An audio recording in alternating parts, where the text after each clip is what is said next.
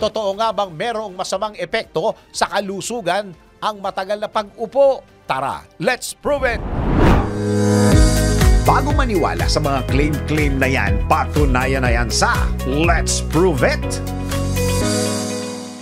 Karamihan sa mga empleyado ay nakaupo ng almost 8 hours sa trabaho kada araw. Pero alam nyo bang delikado ito? Tara, let's prove it! Ang pag-upo ng matagal ay maaaring magdulot ng sitting disease o sedentary behavior na may uugnay sa metabolic syndrome at tila ito din ay tinatawag na new smoking dahil parehong nagdudulot ng cardiovascular disease.